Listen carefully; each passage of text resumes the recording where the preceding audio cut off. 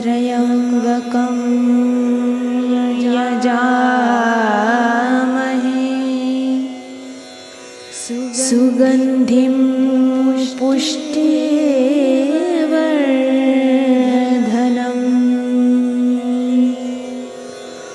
उर्वारुकमिव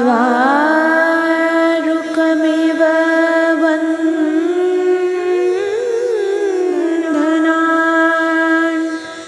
मृत्योर्मुक्षीयमामृतात् ॐ त्र्यम्बकं यजामहे सुगन्धिं पुष्टिवर्धनम्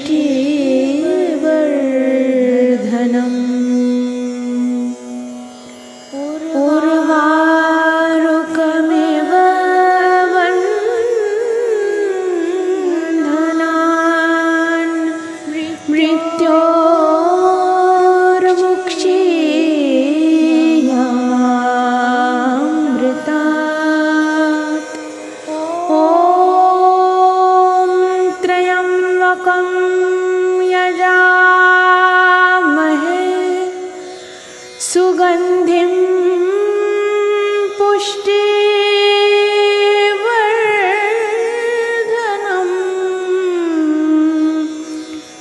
उर्वारुकमिव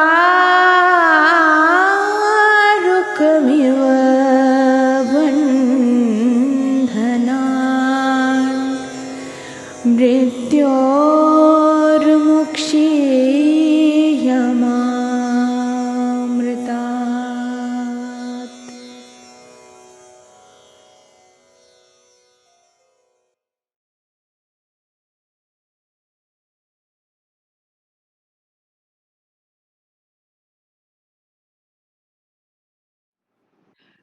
Hello, friends. We're back again with a wonderful episode of Mritunjaya. And today it's going to be slightly different because we're also going to be talking on meditation, on Vipassana, and of course, the messages that come from the other side through auto writing and voice channeling. And today we have Sharmila Rao. Hi, Sharmila. Hi, ma'am. Honor to be here. And let me share something about Sharmila first. She's a BE and MBA in marketing, PG diploma in personal management. She's had various leadership roles in human resource management, including head of HR.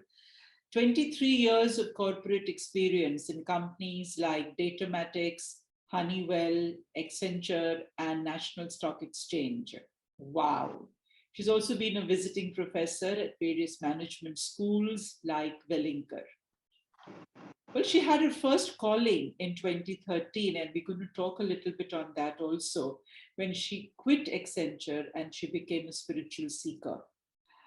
Also she's kind of pursued her interest singing and teaching at the management schools, and then again took up a corporate job between 2016 and 2019 due to financial constraints. And her second calling came in 2019, and when she decided to make spiritual progress. And currently, she's a part-time COO role at a legal firm, working 3 to 4 hours daily, which gives her a lot of time for her own spiritual pursuits. So Sharmila, after 23 years and still continuing to work, because after all, we all have to work in some space or the other. Let me ask you more about the spiritual seeking space or the time. What motivated you to kind of give up a job, a high-paying job, a status, a position, and everything else that comes with it, and just drop it? What actually happened? Okay, I didn't know it was spiritual seeking really, but I think it was in 2013 when I was with Accenture. Like people would say I was at the peak of my career. You're always at your peak. But at that time, I wanted to take a step back and ask myself if I'm happy, because I was in the grind. My child was very small. I used to drop her in the daycare, very mechanical life. go work hard, do everything your best at work, and then come back. My child is the last one to be picked up from daycare. Okay, that side is still terrible when I think about that. Then I pick her up, bring her back home, then again pack everything. I think the routine was just getting to me. And I thought, what am I doing to my life? I claim to be successful, but is this what success is all about? And I was becoming about my job, and there was nothing that I knew of me. So I thought, one fine day, I don't know what happened. I just sat down and I thought, this is not what I want to do for the rest of my life.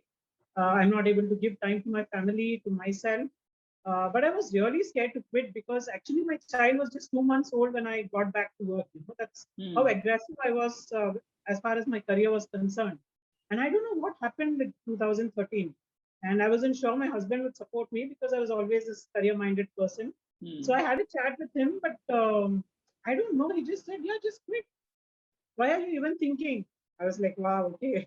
So I think he was always for it, but it was me, who wanted to keep working and keep proving things to myself and things like that. So he didn't want to come in my way.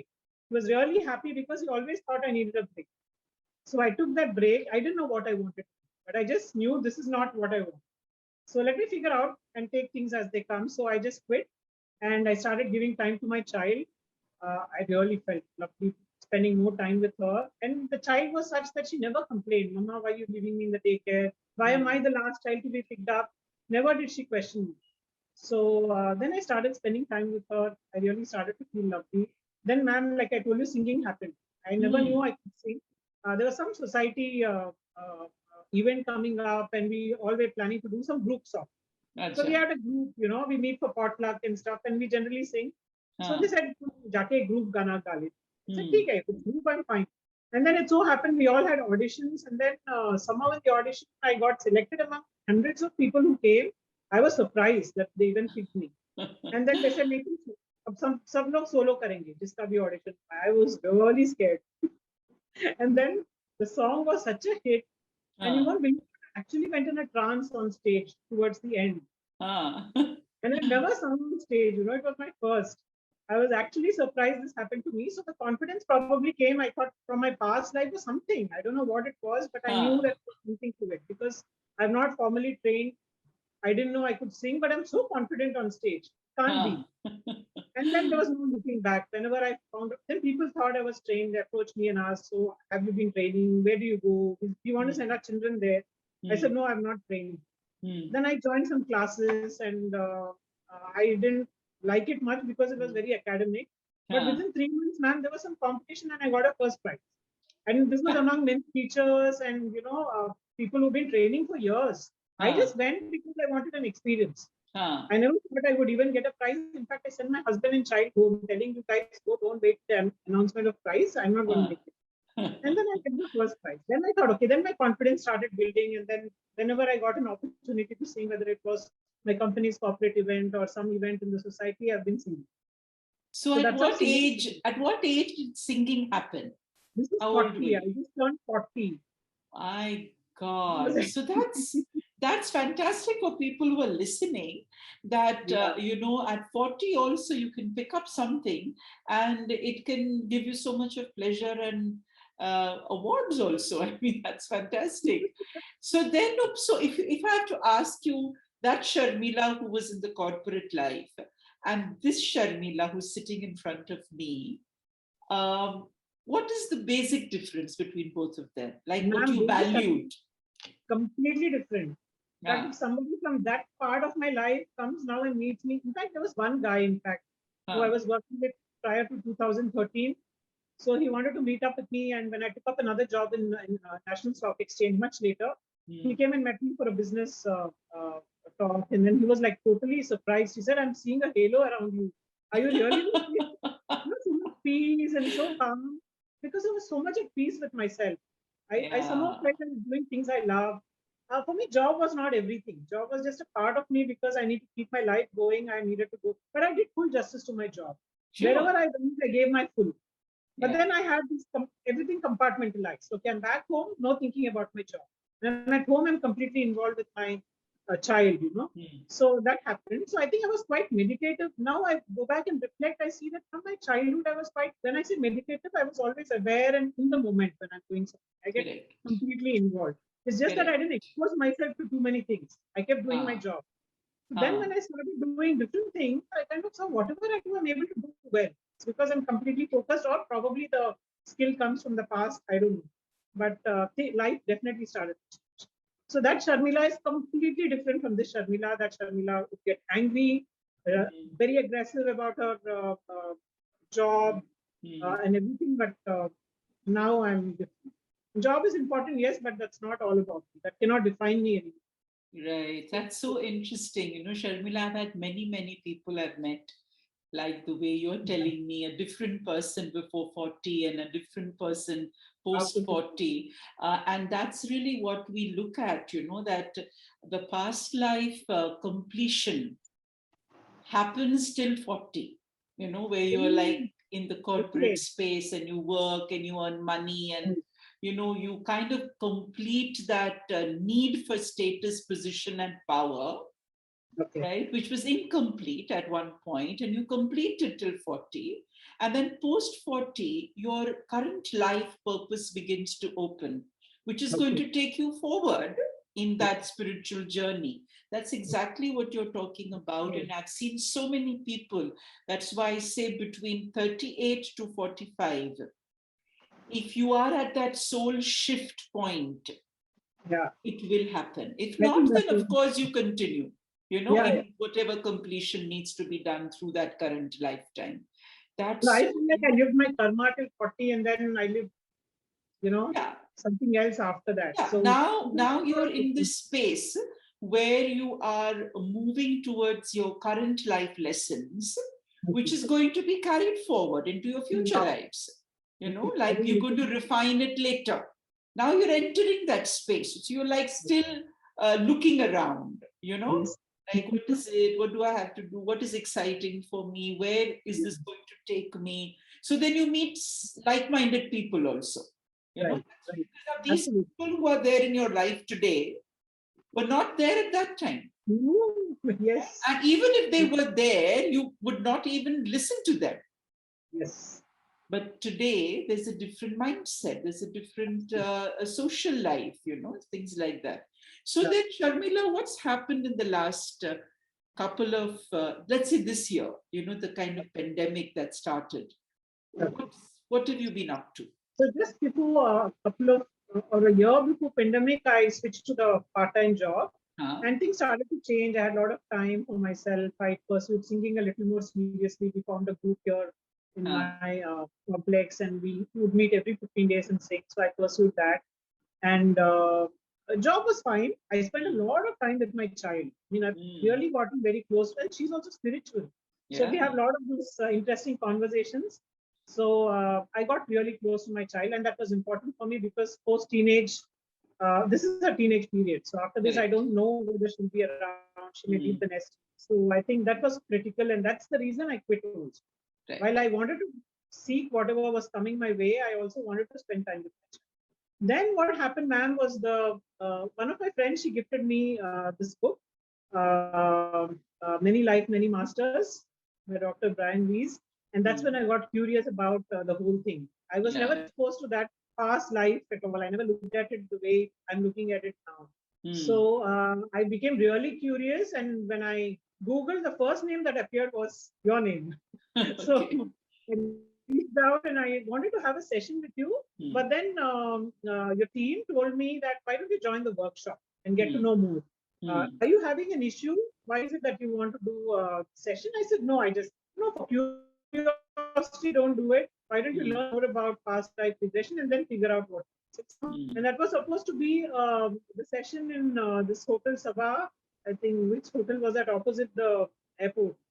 That was Yeah, an yeah. offline session that was supposed to Suba. happen, but I think because of COVID, Suba Galaxy. Yeah. so then that got called off because of COVID, and I was really upset. I was really Mm. looking forward to it. And then one of my friend's sisters, she's also done the course with you. So Okay. all this inspired me to do the course. And then your team reached out saying there's an online course, would you be interested? I was a Mm. little skeptical because online and 10 days workshop, how will it go, Mm. etc. I think it was amazing. The Mm. workshop was amazing. I learned a lot of things. And the best thing that happened to me, ma'am, was getting added to the group, the WhatsApp group, Thinking Mm. Thursday. Yeah. I met a whole lot of wonderful people there. Yeah. I mean, every day has been an experience. Also because you kept posting all those wonderful episodes Yeah. from your page, from From your the channel. YouTube. So those Yeah. kept, basically I was getting prepared for the things to come ever since I Yeah. joined that WhatsApp group, because I kept seeing numbers, angel numbers from the time the PLR session happened. I would Mm. see 11, 11, 22, 22, 33, 33, whatever. Initially, I was very intrigued. I didn't know what those numbers meant, but later I told myself, calm down, there's something good coming your way. Okay, so exciting times are ahead. Let's wait and watch. So I just took it one day at a time, but I kept seeing these numbers. I kept watching your episodes. I think that actually made me open to what I was going to receive. So I kind of matched the frequency of the universe, or whatever you can call it whatever. But I think that's Yeah. what. And then, ma'am, I watched the episode of Nishan. So after I met him, and so I lost a sister. She passed in 1993, way back. My family needed healing, etc. So I thought I need to meet him. And but I've heard of planchet writing, etc. in the past. When I was in school and college, kids used to just play this like a game and call random souls. So it never gave me a good vibe. But when I saw Nishant, I was really comfortable with the way he approached the whole thing, with due respect and taking an Yeah. appointment, etc. So I thought I need to do this. You lost your sister 28 years ago, and Yes. your parents and you and your other sister in Dubai haven't been able to heal, and that Right. motivated you to reach out to Nishan, right? Yes. Yeah. Yes. Okay. He So got what my was the answer. meeting? So how did the meeting take place? And you called him So, up, and tell us more about that yeah, initial I connect. reached out to you, got his number. I called him, and first thing he asked is, give me your sister's dates, the date of birth and date of passing and her name, because I Hmm. need to call my masters and seek Hmm. an appointment. I Hmm. said, wonderful, interesting. I gave him the details, and he got back after a couple of days saying, I got an appointment for the following Tuesday, which was 10 days hence. Ah. So I said, I'm okay to wait. And I was happy that, I Hmm. have an appointment. And so the day before the appointment, I was supposed to do only a Zoom call because of the COVID situation. But he gave me a choice. He said, you can come over or we can do Zoom. I'm fine with either way. So considering COVID, and he lived a couple of, I think 25 kilometers from here. So it didn't make sense traveling that far. So I dropped the idea of meeting him. I said, we'll do a Zoom call. He was fine with it. We fixed up 11 o'clock for our meeting. Okay. And then the day before, I think it was late night after 10, my daughter checked. So, Mama, what time is your Zoom? When are you meeting him tomorrow? I said, no, I'm not meeting him tomorrow. It's going to be a Zoom call. Like I told you, I have all these conversations with my daughter. She could understand everything. She's like, Ah. Mama, how can you do this? It's such an important thing in your life. How can you just do a Zoom call? Don't you Ah. want to feel her energy? I was like, okay. Ah. So I thought this is coming from somewhere, from another Ah. time. I can't overlook this. I need to go. So it was late in the night, but I pinged Nishan. I said, Nishan, if you don't mind, can I come over? He said, absolutely. I mean, I always gave you a choice. And then he sent me his address, etc. And then I went. So at 11 exactly, the session started, and Nishan showed me his phone. He said, usually I start at sharp 11, but look at the time. I was not able to start before this. I was just trying to say, we were meant to start at 11:11. So that made me more comfortable. And what made me really comfortable was the fact that it was not a dark room. I expected a dark room, and then all this. You have this picture in your Yeah, mind. yeah. Windows were open, and he just came and sat down in his seat. He gave me a seat. He gave me a bottle of water. He made me so comfortable. He said, just sit down and relax. Okay, and the windows were open. The light was in. I mean, it was a normal room. Correct. So I was so comfortable, and there was a big picture of Sai Baba.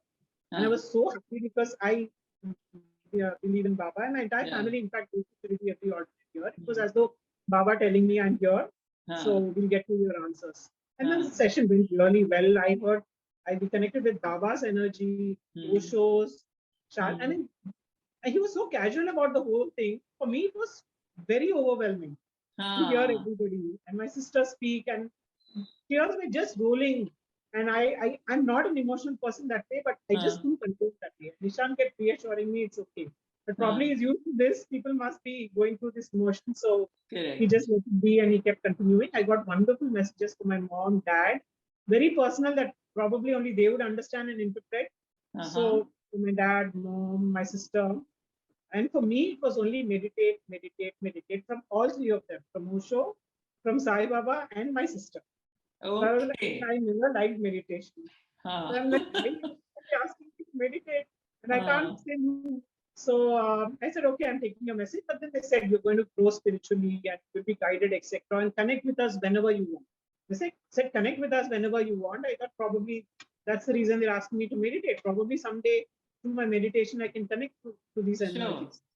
So I said, okay, let me take that back. And my parents, sealing immediately started after I went back and conveyed their messages. They were like, they're all significant messages that they could understand. So can you share one message that your parents felt that, yes, this is Sure. the message? Any one So, message? Actually, prior to this session with Nishan, we would never talk about my sister. I think they were still grieving. So they would completely avoid the topic of, my sister. We had celebrations in the family, birthdays, everything, but no, we would never include her name even. So she was out completely. We had packed all her things away after, so it was very painful for my parents. So they packed everything up. No memories of her in the entire house. She was not participating in any of the celebrations. In the sense, we never remembered her. So one of the messages that came through Nishan's session was, you never include me in anything. I'm always around you and you people can't feel me. So now you must start experiencing my presence. So this I took back to my parents, and then I asked my mom, and she's a liberated soul. That's what she said. I'm a free soul now, and there's no death here. It's only life and love, and I'm taken care of so well. I have so many masters. I'm learning. She said wonderful things about herself. Because my younger sister always lives in doubt, so she thought she's lonely somewhere, and that's a picture she had in mind. Yeah. So she cleared the whole thing out, and then my mom, I asked my mom. So mom, she seems to be very happy where she is. I know you want her to be here. So if I give you a choice today, call her back. She said no. I think that's healing. So she said, no, she's happy where she is. I don't want to call. And she's so attached. All these years she was grieving to have her by her side. And she just let go. She just let go. And 2 days later, she had a dream where my sister, the entire house was flooded, she said. And there was just my sister, the sister who passed, sitting there and pointing to some case, I asked my mom, what is the significance of that case? She said, even I didn't recall for a bit. Then I remembered I packed off all her things in a small case and put it away, all her memories of the last day. So it's as though she's saying it's time you open that and include me. No, don't put me away. Include me. Found that case, put everything in my cupboard. Usually when I go there, I have a room. Put everything in my room, and then they said, now it's going to be a part of us. Wow. So I think it's beautiful.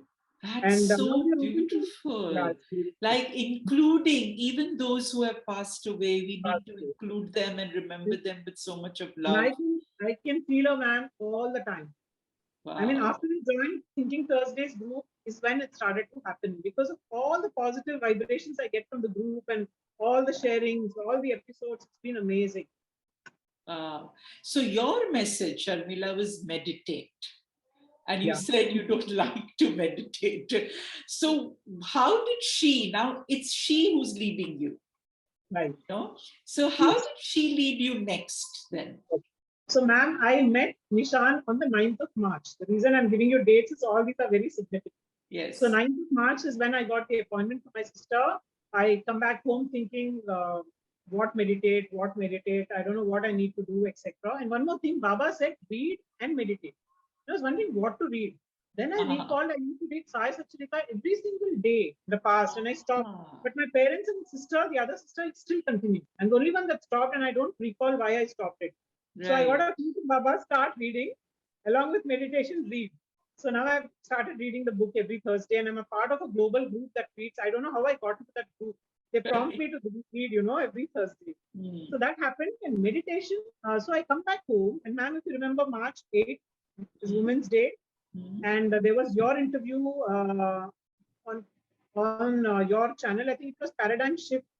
You addressed all the ladies. Yeah. The journey, right? So it began, I think, Vipassana when you were 18. So that was that. I watched that on March 9th after I came back from. It so happened that I happened to watch it. I don't know whether you recorded it on 8th or 9th, but I watched it on 9th because I came and watched your episode, and I got my answer. I didn't know what I need to do with this meditation that I kept hearing from all of them. Vipassana. And Vipassana, I've always been intrigued by it. Not that I knew what they teach, what happens there, but a friend of mine, coincidentally, just returned from Vipassana retreat 3 months ago. And then she was talking about her experience. And she actually tried 3 or 4 times. I think she got rejected many times. And finally, she thought, okay, now is COVID. Maybe there's not much demand. I'll manage. And she applied, she got through. And then she came back and said, the experience is wonderful. Sharmila, you have to go. And in fact, she's on a group and she told all of us need to experience. I took it seriously, yes, but I dropped the idea. I thought, okay, let me look at it some other time. I was not so interested in going immediately. I thought, let the COVID pass and then I'll. Correct. And then I heard you talk about Vipassana dating. I thought, now I think I need to go. This is my calling. If everybody is talking about it, and ma'am is specifically talking about Vipassana, then there's something to it. Okay. And then that's how, then 10th of March I applied. So when I wanted to apply, I mentioned, you said you went to Igatpuri. So I thought Igatpuri should be good. And there's a global pagoda also, right? These two are the big centers. Correct. Both were running full. And then I looked up, I Googled, and I found out this center in CBD Villa. And I think it's a less known place. People don't know. Less known. The Belapur. Tiny place, but very good vibrations there, but small place. So I enrolled immediately. So I knew they may be very close. And then the message comes, your seat is not confirmed. You have to wait for 2 weeks. And the course was to begin on 31st of March. Right. 2 weeks is very close to the date, which means I'll be kept moving. I don't know whether, I thought, okay, let me take it as it comes. But I don't know why now I had this sudden urge to do it immediately. All these days I didn't want to meditate. And now it's COVID time. And I wanted to do it. I didn't even wait for a seat to open up in the other 2 centers which are more popular, etc. I just wanted to do it. And within 4 days, on the 14th of March, I get a confirmation. And later, when I spoke, I was not allowed to talk to my course mates there. But at the end, when we all spoke, all of them had applied months ago. And some of them had applied 3 times, 4 times. Nobody applied just, on 10th of March. And you got in. You got in. 2 days. Wonderful. And then there were more challenges. So I managed. I thought, okay, everything is done. Now I just need to go. But COVID is stupid. COVID plays spoil sport. And there was a lot of commotion in my building. The cases were adding up. And my parents come and they're like, don't go now. I don't think it's the right time. And my daughter's in 10th. And there's a lot of uncertainty, right, about their exams. True. And my parents were worried, if you go away, she'd go down and play and catch the infection. If you're there, she'd be in control. Don't go, blah, blah, blah, blah, blah. So, and my sister who lives in Dubai and her husband were worried. They don't know what retreat this is. Don't go to any retreat, at this time. And we heard a lot of things about these retreats. Don't go. So there are a lot of breaks. Then I thought, okay, finally, let me go. Nobody seems to be, comfortable with the idea. Probably it's a calling again, saying don't go now. So I thought, let me drop the idea. So I told myself, okay, so the vaccine for my age group was due only from 1st of April. Correct? Because I had no comorbidity. So I was not eligible till 31st of March. So I told myself, if I get the vaccine, I go. Or I don't go. Then I tell my parents, I'm safe. They were worried about my safety. I take the vaccine. And I was also scared to do the test, the COVID test, because I've been going to work since October every single day. Correct. And, just in case. Just in case. Then what happens, man, is that my mates will stop coming. We have to fend for ourselves. And anyway, I can't go to Vipassana. It's a whole process. So I was a little worried about the report. So I thought, let me drop it.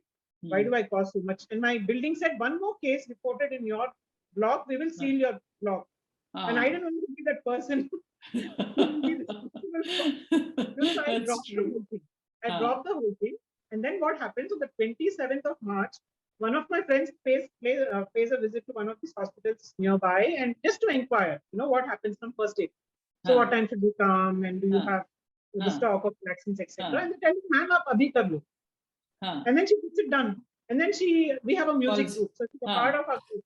So she dropped a message, guys, anyone wants to get vaccinated, you can do it now. I said, April 1st. She said, no, they're allowing. I just ran. Although I decided I won't go to Vipassana, there's something pulling me, every time. I told my husband, let's go. He said, so he also came along. And then what happened, we had to, do it on the app, right? Register on the app, registered the other date, and there's a lot of confusion. So I was worried whether they'll allow us. And I was not able to cancel that appointment, which was for a future date. I thought they would not allow me. So when I was just entering, I just prayed to Baba. I said, I'm going to look at your picture, whichever picture I can see, and please make sure I get my vaccine today. Otherwise, I can't go to Vipassana. I opened the one of the pictures that came last. Every Thursday, I receive a lot of pictures of Sai Baba. It said, trust my timing. I just got goosebumps. I said, now nothing is going to stop me. I'm just going to go. It just said, trust. I showed my husband. I showed my sister. I was like, my God, he's saying now nothing can stop me. And I knew my test report is going to come negative. COVID. Now I'm very sure. So I finished this, and the test guys were supposed to come and pick up the sample in the afternoon. Very confidently, I gave my sample, and the report comes negative. And my vaccination is done. Then my dad said, don't come. I said, Dad, now it's beyond me. It's my calling. Nothing can stop me. I said, nothing can stop me. I can't stop myself. I have to go. Then he understood. He said, okay, go. So that's how it happened, ma'am. So that's how I landed in Vipassana. So that was on the 31st. So 31st was the day we check in, and they show us our room, and we do the registration, etc. And 1st to 10th. So day 1, usually they do it that way. So you keep track of the dates. Starting 1st of April, ends on the 10th. And 11th morning is when you leave, early morning after breakfast. Very interesting numbers, but really coming up. So 31st is number 4. And 4 is like a square, right? I mean, 4 is a number which tells you that you have to remain in a structure, in a closed space. So that's how it was. Like a room has 4 corners. So Vipassana cornered you in a way. And then 10 days, right? Number 1 is again starting a new cycle. So you go from, you finished it on the 10th, then you move out on the 11th with some spiritual knowledge. So tell us about what happened in those 10 days, because that's something I think everybody wants to hear about Vipassana. So the first day you go there, and then they ask you to register first. So there's a whole lot of people. I think they're all sevaks, people who are actually contributing to the whole thing. They're all students who are doing seva there. So I didn't know on that day. I thought they're all staff who belong to that place. So the learning came later. So we had to hand over everything, right from your phone, any valuables, cash, and to give away my phone was very difficult. I said, how long can I keep it? They said, you have to give it away. You take 1 hour if you want. That 1 hour was so difficult. You know, we're so used to our phones. Yes. Then I realized it was not difficult at all, because most of what I do with my phone is coordination for buying something or the other, you know, online purchase, vegetables, this, that, my daughter's WhatsApp groups, my WhatsApp groups. But otherwise, there was nothing significant. I wasn't calling and talking to people on a regular basis. And I handed everything over to my husband. It was his responsibility for the next couple of days. So actually, I wanted the phone for that 1 hour with me, but I really didn't have any activity. I'm like, why am I so attached? There's hardly anything there on the phone to see. And I gave away my phone. So I gave away my phone, and then valuables, they said, you don't need any cash. You can give away all your cash. What they took away was my notebook. I was not able to part with that because I wanted to write down all my experiences every day. You know, so they said, no writing anything. Anything that evokes emotion, we don't let it. And no singing also. That was also difficult. No singing for 10 minutes. Fine. No. Then they said, okay, once you get your room, etc., once the course starts, no eye contact. Any of the postmates, no talking I knew, but no eye contact as well. And nothing at all. No singing, no writing. If you have any pens and books, hand over. So I handed over everything I had. And I felt, I don't know whether I should call it free or empty. It was a mixed feeling. And I didn't know how the next 10 days were going to be.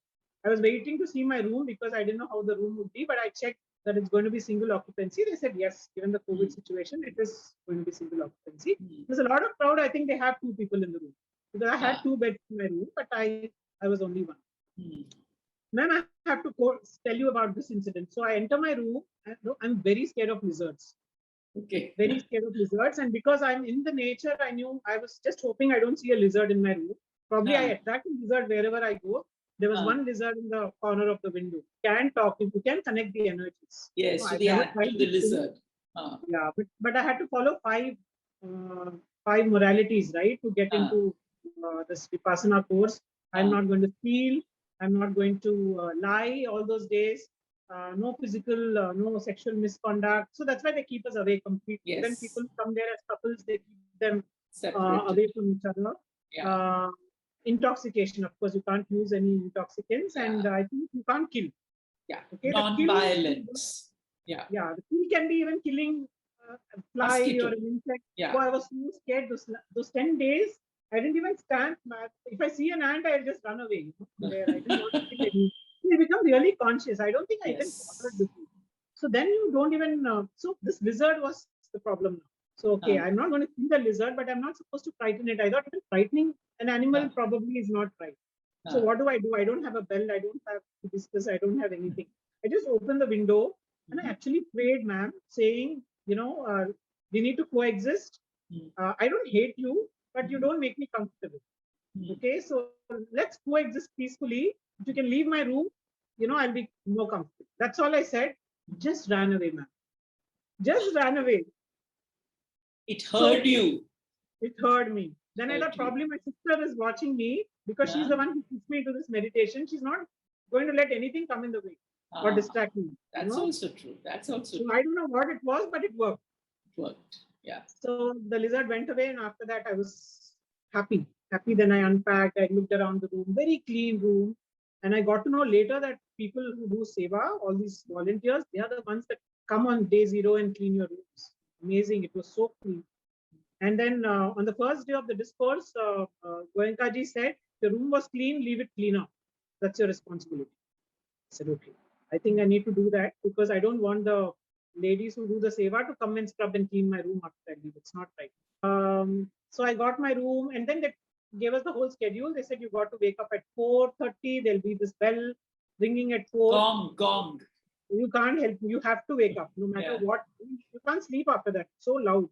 Yeah. So wake up, and then they said you get 3 meals. 6:30 is your breakfast, but it's all unlimited.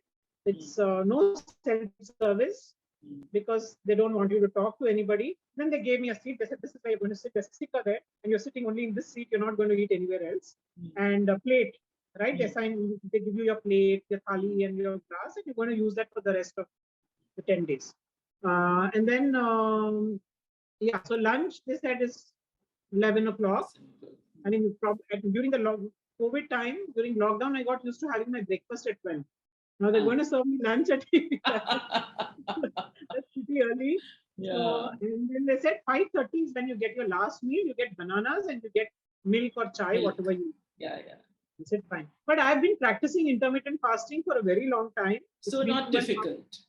But the first few days were very difficult because the mind becomes very sharp with the breathing, Anapanasati.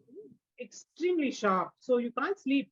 Probably you fall asleep towards, 3 o'clock, 3:30, and then you hear dong. So you hardly slept for half an hour. But then once you go sit in a meditation hall, it's different. Then during the discourse, when Goenkaji said that this is how it's going to be, you guys won't be able to sleep because meditation actually wakes you up. It keeps you alert. Correct. And it's fine. Your body needs rest. Your mind doesn't have to sleep. You can lie down in an awakened state. You can meditate in a lying down position. That made me very comfortable. And I started doing that. So I would hardly sleep, but I was very fresh through the day. I think I would have slept maximum 1.5 to 2 hours every night. And I was absolutely fine. So the night, I think at 7 o'clock on the day 0, we were taken to the meditation hall. And all of us were excited to see the hall. I'm sure I could see the excitement in all. As it is, I can't talk to people, no eye contact, and now we're all wearing masks. I can't even see faces. Yes, they were wearing masks. Yeah. Okay. And we maintain social distancing. They would check our temperatures every day, saturation also, oxygen, every single day. And they did our test. Although we submitted reports, the medical reports, they also did an antigen test. So I knew I'm very safe. And then they sealed the whole place, and they said, we're not going to let anybody in, and nobody's going to go out. So you feel safe. Yeah. In fact, we didn't even feel the need for masks or anything, but we had to follow protocol. So kitne log the? How many people? 30 ladkiyan, 30 girls and 30 boys approximately. So we meet the men only in the meditation hall. That's the only place that we, and during the discourse. That's it. Otherwise we don't. And so we were introduced to we were taken to the meditation hall in the night on day 0. Yes. And I was very excited to see how the hall looks, how the meditation hall looks. And how does my seat look like? That was very important for me because I had a lot of issues. And I had, during the registration, I told them, I have cervical problem, I have elbow problem, I have a tennis elbow. I mean, it's okay, not so bad, but if I have to sit in one posture for a long time, then all the pains start. So they said, don't worry, we'll give you a special seat. We have some arrangement. So then I had a better seat, and all those younger ones who were sitting down people like us had comfortable seats, and you ask for any number of cushions, it's given. So I had enough cushions. The only problem is there was no armrest, and I had an elbow problem. So they made me comfortable, but it kept moving and moving and moving. The first 3 days were very difficult. So I somehow carried on. So now I'll come to the course, my experience each day. So the 5 moralities, ma'am, is called Sila. Sila. Yes. So that is what we first need to take a note that we'll follow. And the reason we do that is to make sure there is no distraction. If you get involved in any of those, there's going to be a lot of negativity in the mind, guilt, anger, whatever. So, but your mind is not going to be at rest or at peace. So you keep the monks do this all the time. And we are doing it only for 10 days. Why 10 days is because you have to learn the technique in those 10 days. So you have to give it all. Once you go out, whether you follow or not, you have the technique. Yes. So you still are able to do it. But when you don't know the technique, you won't be able to pick it up if you don't follow these 5 moralities. So I think first 2 days were very difficult. The thoughts keep coming, So first, day 1, day 2, and day 3, we did Anapana technique, which is just breathing, just watching your breath in this area, the mustache area and your nose. It was the most boring thing, man. I felt like running away because so many thoughts, right? And like Goenkaji said in the discourse, your mind is like a monkey. He kept teasing us, in the school discourses, saying, so was your mind jumping like a monkey, jumping branches? And I felt good because he's gone through the experience. He knows exactly what the students do. Correct. So every time I had questions in my mind and some kind of frustration about the way that they went, all my answers would get cleared automatically in the discourse. And with the teacher at 9 o'clock. If you have any questions, you meet your teacher at 9 or at 12 in the afternoon. So every time I plan my list of questions, I'll ask the teacher at 9. And then the discourse happens at 7 to 8. All my questions answered. I don't see the teacher. I happily go back to my room. So he kind of knew exactly the psyche of the students, So his discourses were amazing. That's one thing I used to look forward to every evening because it was so practical. They would answer all my questions and he would excite you about the next. That is the best. That's so important for a teacher. And you go back to your room and lie down peacefully. You don't worry about the next day because next day is going to be a better day. So he did that every single day. And he's amazing. So we had discourses in Hindi and English. So he did it in both. And we would actually laugh our hearts out, man. He was so witty in the discourses. And we would laugh more than we normally would because I was forgetting my own voice. So we were allowed to laugh. So we all laughed wholeheartedly and the discourses were amazing. So first 2 days went by, all those thoughts creeping in and not letting me meditate. I would fall asleep. I would feel guilty. I would wake up. All those things happen and your teacher would call you and ask, how is it going? Everybody saying the same thing. Ma'am, mujhe kuch pata nahi chal raha hai. Saans kahan ja raha hai, kahan se aa raha hai. And one thing he says is, don't try to regulate your breath. This is not Anulom Vilom class. Correct. You tell your breath where to go and where to come from. You are just watching the truth. Correct. Just watch what's happening in this moment and that's the only truth. Right? And we didn't understand the meaning of what he's trying to say, but we just went with the truth. The discourse would explain why, what, how, why, and what. But the how part was only handled in the technique, and it was all guided meditation by Goenkaji. So 2 days were very tough as in I was not able to give my full, so I was very guilty. And then I would keep moving, adjusting my posture. It was very bad. And I would look at everybody else with one eye open, seated, straight. And I thought only I'm having a problem. Maybe it's not meant for me. I better pack my bags and go. I don't want to waste 8 more days. My child is alone. All those things. So many thoughts. Justified your stay here. My stay is not justified. I better pack my. And everybody has expectations from me. My family. They think I'm going to come back with some magic formula and I'm going to go back to failure. a lot of things, and you can't talk to anybody. Yeah. So I was like, how did that happen? The not talking, the mound that they ask you to do, it's very difficult because we're talking all the time, right? From morning to yeah. night. So So, how did you cope with that? I want to but know two that. days, Yeah. ma'am, I think happens for everybody, Yeah. because in the discourse, Goenkaji said, 2 days you guys are going to struggle. Okay. So when the surgeon is going to rip you open, it is painful. Fine, you're on anesthesia, but let's assume for a minute you're not on anesthesia, then you're going to be, and you're not going to run away after that, because the actual surgery starts after. So you guys have to Yeah. be careful. So I said, okay. And then he said, third day is going to be better, because all your thoughts of your home and tension and all that stays only for 2 days. And you've been following those 5 principles, right? So now your foundation is strong. You've not done anything wrong in the last 5 days. You don't have any negative thoughts. You may be worried constantly about various things, but you don't have any guilt, or there's no negativity.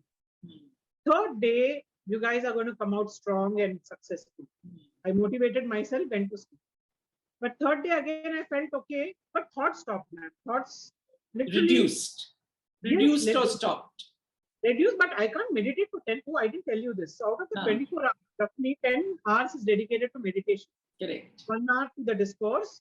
Then the rest of the time, you're either resting or Bathing, resting, eating, whatever. Yeah. Eating and cleaning your room. Cleaning your all of room. that. Luckily, we had laundry service, but I understand not all centers have laundry service. And Anapanasati is actually concentration of the mind.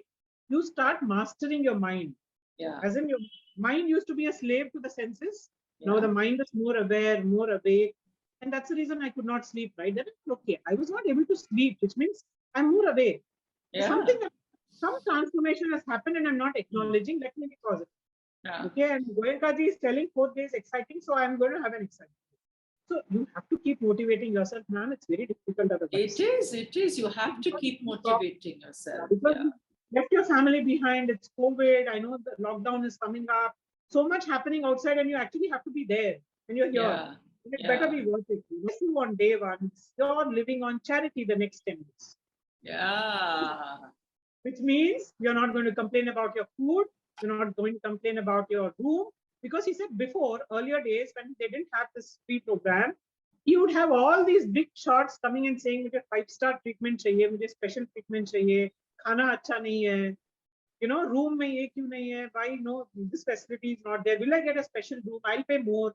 You know, so Goenkaji said, I want everybody on the same platform. Actually, very, very exciting. For me, it was extremely overwhelming because with all that difficulty in the posture, etc., when it was a guided meditation for 2 hours, and we kept getting one through the day. Even on the notice, it was put up, these 2 hours, nobody is going to move. Okay. And this is where you actually pick up the Vipassana technique. And it is called Panya. So we saw Sila, then we saw Samadhi. Samadhi was concentration of the mind or mastering the mind. And now comes this. This is the technique for, this is wisdom, actual wisdom through the truth we experience in our own body. So this is the technique, right? We've come to learn. So I decided I'm not going to move an inch. So it was 2 hours guided meditation. It was extremely painful. I could see everybody was going through the pain because I don't know if I should share the technique details because I want people to experience it there because I'll just give a brief otherwise. Please, just a small brief so people understand. Okay. So, so now that your mind is really sharp, so what we did on the third day, I've skipped that. Third day, breathing, plus you start feeling the sensations in this part of, the reason he gives you this is the object, okay? So if you start focusing on your entire body, you'll be all over the place. So that's why he gave us one object. And that object is you, right? You're not looking outside. So your mind becomes more concentrated and aware if you're not depending on an outside source for meditating. That's what he said. So probably for relaxation, all that helps, but this is for sharpening the mind. So you have to focus on the nose. So you have to feel the vibrations on this part, vibration or any kind of sensation. It could be that you're sweating. He said even sweat is fine. Or you feel hot sensation or cold sensation or some pricky feeling, itchy, it could be anything. But he said just stay focused. So I think third day, all of third day, we did only this. The reason my frustration was not so much on the third day is I could feel some vibration. Some mild vibration, and sometimes I felt it itchy. I thought, okay, I think I'm good progress. I told myself. On the fourth day, during the guided meditation, he said, now what you experienced in your nose, you've got to experience in your entire body. Start from here, okay, the top of your head, and then go down.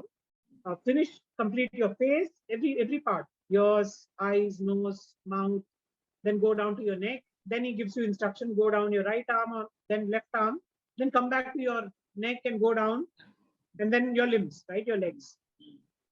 And ma'am, you won't believe, I could just feel vibration throughout my body. As I'm going down, I'm scanning myself, vibration, vibration, vibration, vibration. And then my whole body is vibrating. I was like, what is happening to me? And then he was not talking yet about vibration. He was talking something else. What he was saying is, you'll feel all that sticky feeling, itchy feeling, whatever. And he was teaching us how to treat that. So he said, just treat it equanimity, with equanimity. So what I learned about equanimity is just be objective, right? Whether it is a bad sensation or a good sensation, you will look at it with a neutral objective, right? So neutral attitude. So just observe it, witness it, don't react, it will go away. Everything is impermanent. Nothing is permanent in this world. Even this good sensation, don't crave, because even that's going to pass away. No craving, no aversion to bad sensation. Okay, these are the two things that actually cause karma or impurities in our body: cravings and aversions. So I said, those, what is coming up, what you feel as the tricky feeling, etc., is all your aversions and your cravings from the past. Past could be past of this lifetime. Yes, and past. The Indian lifetime is going to take a long time to surface, because you've got to practice this technique for a long time. Correct. So he said, that is what, and it is gross solidified sensation. Okay, that's what he said. Yeah. First I felt vibrations, I felt very good. Then I told, okay, Goenkaji says no craving. Don't get attached to that. Yeah. I was just observing, but I was overwhelmed because, you know, he was not talking about good sensations yet. He was only talking about gross solidified sensations which are not pleasing. Correct. Okay, not pleasing, but don't judge. Just observe and let it go. And then after a while, I started feeling all the gross sensations. Ma'am, the entire body was pricky. It was like I was sleeping on a bed of thorns, and I'm not supposed to move. And I'm not supposed to move an inch. She said very clearly, no moving. And no, and don't react, don't scratch, and don't do this, and don't do that. Yeah. Everybody's scratching and scratching. It's so tough. Very tough. Yeah. So in the beginning, it was itchy for me. Then it got very pokey. I'm actually sleeping on a bed of thorns, you know. But I didn't react. I'm used to, ma'am, treating even things in my life very objectively. It was not difficult for me. But I was only wondering what's happening to me. I'm supposed to feel only in each part as I move along. But I'm feeling in the entire body. And they're coming, they're staying, they're going. As I'm watching objectively, I can feel them dissolve. And the next set is coming in. That is, then over a period, I realized they don't stay for that long. They dissolve faster and faster. As you become more and more objective, the whole thing, they just vanish. And then again, I started feeling. So once the particular craving goes away, then again you start feeling those vibrations. Yeah. So what Gurukhaji says is, it's like cement. You know, cement is very fine. Then it solidifies when you mix it with water, this, that, etc. Then again you make it the cement, the fine cement. When you start dissolving your impurities, they become. So again, I could feel the vibrations. Then again, the whole thing would surface. Ma'am, it was extremely painful those 2 hours. I didn't move because it was hurting me, but I was moving because of my elbow and my neck and everything. It was extremely painful, but I went through it. 2 hours, but 2 hours were action-packed. I like that word, action-packed. And all the action is right here inside you. It's not even coming from outside. Yeah. And it's so tough. Yeah, it's so tough. But you passed that test. Wow. Fantastic. Fantastic. And I knew I passed it with flying colors because Goenkaji is not yet there. He's not talking about feeling that.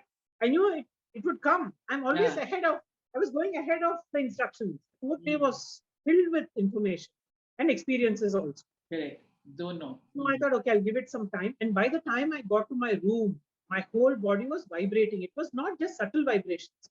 I could feel, ma'am, my heart, my liver. I could feel every organ vibrate.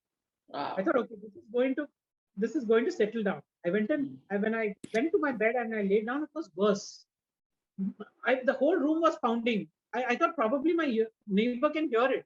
No, maybe my neighbor can hear it. I don't know. I don't know how to react. And I was so overwhelmed because I started seeing numbers. Every time I picked up my watch, I would see 22, 22 or 22, 23, the 33. Then I knew, okay, my sister is here. And the reason I'm overwhelmed, ma'am, is because Goenkaji, during that meditation, said your karma is getting dissolved and this is your path to liberation. Okay. The minute he said liberation, I caught the significance of meeting Nishan. Nishan. And Nishan said that he was liberated. And probably soul. the purpose of every soul who connects with us is to show us that path, and take us closer to liberation. But maybe may not be in this lifetime. All these things take time. But I thought maybe I'm on that path. And she wants me, to make progress. And that is the progress that kept coming up in Nishan's auto writing, saying, we will help you with your progress. Just trust the process, go for meditation. Now I knew the purpose. And I was so overwhelmed and my heart is pounding. I'm having goosebumps. I'm seeing numbers. Oh my God, that night I couldn't sleep that night. And I was waiting to talk to my teacher. So morning, usually at 12 o'clock is when you meet your teacher. But she was there in the meditation hall a couple of minutes earlier. So I thought I'll use this opportunity. I just signaled to her, ma'am, can I just, She said, okay, come. And I said, ma'am, and I started crying. I couldn't explain to her what I was going through. I was so overwhelmed. She said, आपके साथ इतना अच्छा हो रहा है, आप रो क्यों रहे हो? I said, no, I'm just overwhelmed, I'm not able to understand what's happening. And I told her a little about my sister and everything. Then she helped me connect the dots. And she said, she wants to meet you again, right? And she wants to meet you in a better place. So she's showing you the path. And Sharmila, अगर आप जितना आप हिल रहे हो ना, I'm actually surprised कि आपने सीख लिया टेक्निक इतना जल्दी. लोगों को सालों लग जाते हैं. And some people pick up, yes, but not this soon. So, but we have students, and then she connected it with my past life. She said, I'm sure you picked up this technique in the past. And this is an age-old technique, right? 25th century.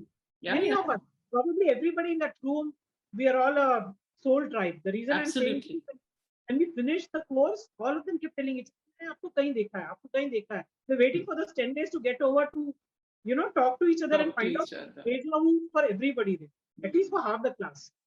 So I think many of them would have practiced this technique and we would have met earlier with this purpose. Sure. Yeah. Goenkaji also said this when he came to India and he started this. A lot of people started coming to him, and he was not brought up in India. He didn't know people, but he felt everyone who was approaching him, he's met them. Onwards, ma'am, it was a case. Day 5 was great. Day 6 was great. So it happened like that. And I think the last 2 or 3 days, I didn't feel any cross sensation. It was only subtle vibration. Then Goenkaji's discourse says, don't be happy if you feel only subtle. Yeah. There are deep-rooted karma which takes time to come up. For example, ma'am, body said this, say my lizard example. So if I'm now I see a lizard. Okay. And now what happens is, since my body is so sensitive and alert, I can feel the sensation. I feel pokey sensation. And then I objectively watch it. I say, the sensations are going to go away. So is the lizard. If this is not permanent, even that is not permanent. Right? So that is what will eventually start happening in your life. So what happens is, when those sensations come and I'm objectively watching it, just witnessing it without reacting to the lizard, what he said, ma'am, happens is all the past aversions connected to that all start surfacing. Right. So I will feel the gross sensation again. And then those will get. So the past sensations will keep coming if you defeat it. You have to actually defeat it by objectively watching it and not responding to it. Absolutely. These are all called vasanas, tendencies.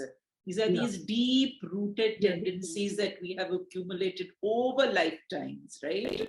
So when there's one little fear coming up, then there's others that will start coming up. It's like, okay, you have come up, let me also come up. And so then, and they will intensify. They will actually intensify so much more that you'll wonder, oh my God, you think I've made no progress? All these sensations are coming up again. Yeah, but then that's how you have to work. It will accumulated these impurities over my lifetime. It's not going to go away in one sitting or two sittings. No. At least this lifetime, I think I need to dedicate to, he never called it karma, he called it impurities, probably because people from all religions come and he wants to not bring in any of those words, because some religions don't believe in past lives. It's very nice designed course. So when he gives you the instructions, he will never use the word karma. We'll only say impurities. Forget the past. Even in this birth, we have accumulated so much. Yes, so so much. So at least much. kill that. At least purify your body, with these aversions that you created in this life. So then, Sharmila, after the Vipassana experience, what has changed for you? Okay.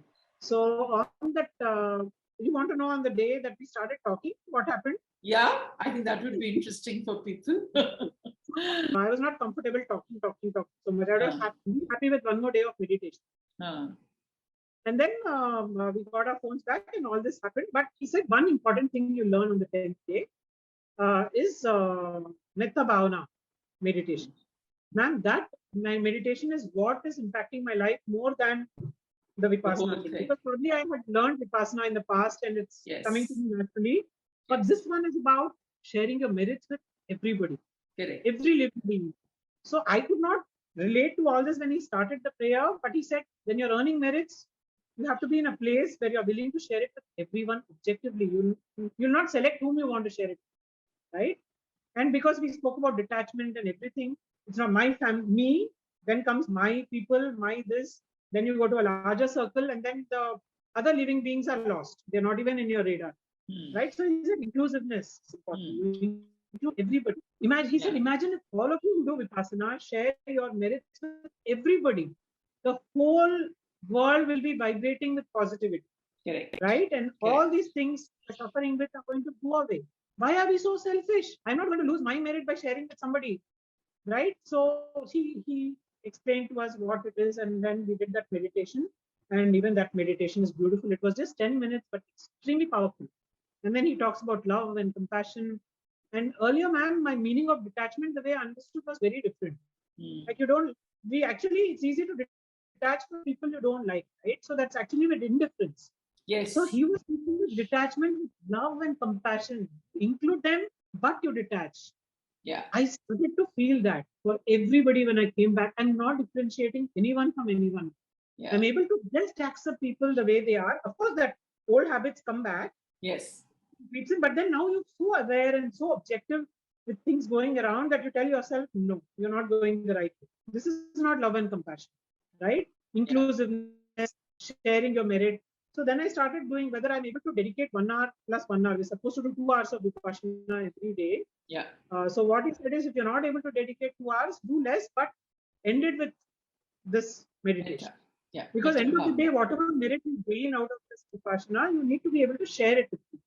Because not everybody is lucky to learn this technique, right? It has to be a calling. Some people probably will never learn in this.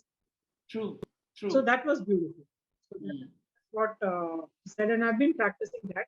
And the change definitely is, ma'am, I've become very objective in the way I look at things. And also the sensations come when I'm doing something, when the negative emotions take over, I feel that pokey sensation in my whole body. So the best thing is now the mind used to tell me what to do. Now my body is telling my mind what to do.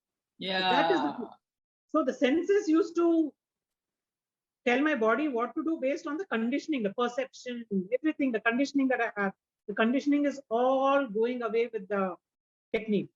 So I think I look at the karma also as my DNA, right? Yeah. All my behavior patterns, my habit patterns, with the aversions and my cravings going away, I think my basic habits are changing. It's becoming so much easier to accept people, be objective in life. It's a long journey. I'm able to do it in some situations. Definitely, I'm not able to do it in some, but then I'm not able to do it in some. At least I'm aware. I know I'm not able to do it with this situation. I need to work on it. Yeah. And what I do, ma'am, when I get that feeling, I sit down and meditate because I actually make it go away. I'm able to make it go away with the technique. Yeah. So it's so physical, but it's yet not physical. I don't know how to explain Vipassana, but it's amazing. But it's definitely changing the way I started to look at things. My world has changed. Fantastic. Ma'am, and I want to say the same thing to all the viewers watching this. So they just need to be open, no self-doubt. I also had a lot of self-doubts about my posture, my meditation skills, because I was very bad. I can't even sit down for 5 minutes and focus. I was able to do it. If I can, anybody can. In fact, everybody in my batch, all the 30 experienced something.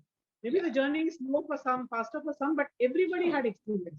Sure. So I think, ma'am, everybody should, whoever can do this, they have to, because I think it's something you should not miss in this life. You'll miss a lifetime if you don't do this. Lovely, very nice. That's a wonderful message coming from you, Sharmila. And I think the viewers are going to not only listen to your experience, but get inspired from your experience. And I think that's the purpose of our life, right? To keep inspiring others to walk on this beautiful spiritual path of life, because that's the only sat, that's the only satya that we have to embrace in our life. So thank you, Sharmila. It was wonderful talking to you. Ma'am, it's And always I'm- wonderful to be with you. And And I'm it's an honor sure, to be on this platform with you. thank you, my dear. And I'm so happy that people are enjoying all our guests who are coming, and they each one of you is talking of such varied experiences, you know. So I think that's really making the program watchable by so many others. So thank you again, Sharmila. Thank you, ma'am. Thank you so much. Thank you. Bye-bye. असतो मा सद्गमय तमसो मा ज्योतिर्गमय